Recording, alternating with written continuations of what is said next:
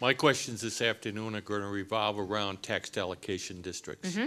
The city has had experience with 10, I believe, tax allocation districts so far. And while none have achieved that ultimate success of retiring their bonds fully, some are definitely on track. Others seem to be lagging in their performance. What do you see as the benefits of tax allocation districts, and what are some of your concerns? Well, I think the benefits, and we've seen those, when you're in an area that was not going to experience redevelopment, where you've got brownfield remediation and other tremendous infrastructure challenges just to get something out of the ground, that's when it makes sense. What I had opposed back in 2003, the East Side Tax Allocation District, because it ran all the way up Peachtree Street on the eastern side. And I said, that just seems awfully excessive, that we would literally, what we literally did is we had the West Side Tax Allocation District that was supposed to be the MLK going out on the west side over by Atlanta University. What it ended up doing was Ivan Allen Boulevard and Centennial Olympic Park, and really being much more of a downtown economic driver than, quote, the west side. We then did the same thing on the east side, and what I was told, and again, this is where council functions at a disadvantage because we don't have a fiscal analyst and whatever.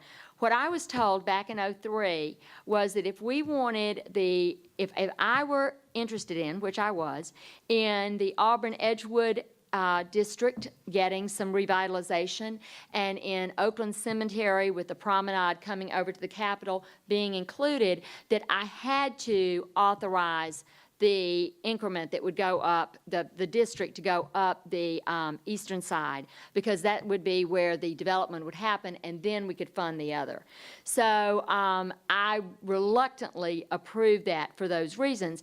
And then when they issued the first set of bonds, they completely ignored, you know, what I had wanted. So I was not in a position of strength as a council member to be able to control and steer what I thought were important. And so I essentially said, you know, guys, I'm not sure y'all played fair. I believe that several things had happened where council wasn't able to influence those decisions as much as we should have, to get police stations and fire stations inside the TADS, we did not grapple with the overages, the excess of payments. We should have done that to recapture, but you know, hindsight is 20/20 vision, and if you've got an administration that is not being forthcoming, and I don't mean that in any kind of sinister way, but just they made their decisions, and council was trying to grapple with what should we approve, what should we not approve. The latest TADS in the areas that are more challenged, Hollowell and MLK, Campbellton, Metropolitan, and the stadium neighborhoods, I want to see those areas redeveloped. The city's got to do other things. The city's got to do a better job of service delivery, getting the city safe, having the city physically cleaned up, dealing with the abandoned houses in order for those TADS to ever get off the ground. And I am absolutely committed to that. Let me follow up on your comment about police precincts and fire stations.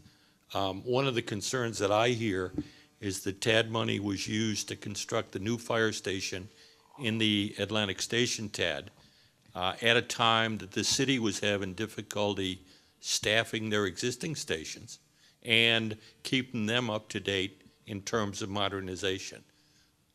Comment on that?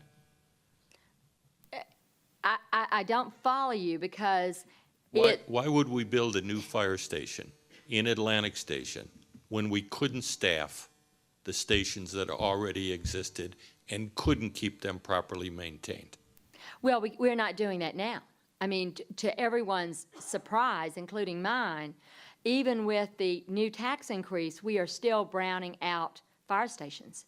And we did several over the weekend, and I just came from I went to a fire on Saturday that truly the brownout impacted, as well as the 911 center not working effectively, and the fire company that was close by was not notified in a timely manner. So we got a lot of issues there. So we have not, we need to staff our fire stations. We need to not brown out our fire stations, and I'm working with the fire department on that right now. But to answer your question, I believe that we should have built that station. My feeling is, if looking at the geographic distribution and looking at our density and knowing our traffic challenges, I would rather have the station up and then staff it as we can than to just say not to build one. So I think it is. I think it is appropriate to use TAD dollars and to have a service provided to the citizens. Okay. In terms of appropriateness of using TAD dollars, I want to transition to the purchase of the Mason property, and that's seen as a concern because the planning that was done outside of the normal city planning bureau process. The interest rates that were agreed to were almost 12%, and virtually the opinion of the Beltline Citizens Advisory Committee was ignored in that purchase. I wonder if you'd comment on that. I was horrified. I was horrified that the negotiations were handled behind closed doors. I have firsthand information that some people that wanted to be in those negotiations were not in them because they would not sign a confidentiality agreement, meaning that whatever happened behind those closed doors, they were never allowed to say. I think there was a lot of mismanagement in that process. I, as a council person, I was privy to none of that. Okay, then to follow up, if you were the next mayor, given that there was some speed required in this particular purchase, what would you have done differently? Well, first of all, I would have had the negotiations not confidential. I mean, it's city money. I mean, it's other people's money. So I intend to, for whatever reason that they decided to keep those confidential, it did not serve us well. Secondly, I think as I've said, I really like pro bono professional expertise at the table.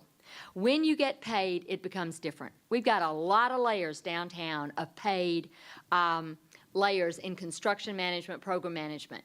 But what I've always liked and what I've always felt is a great way to go is to have pro bono expertise. We got a lot of it. Look at your table. We've got a lot of it in this region, and so I would have a full airing, and I would have the council members absolutely knowing every step of the way. I think it's important.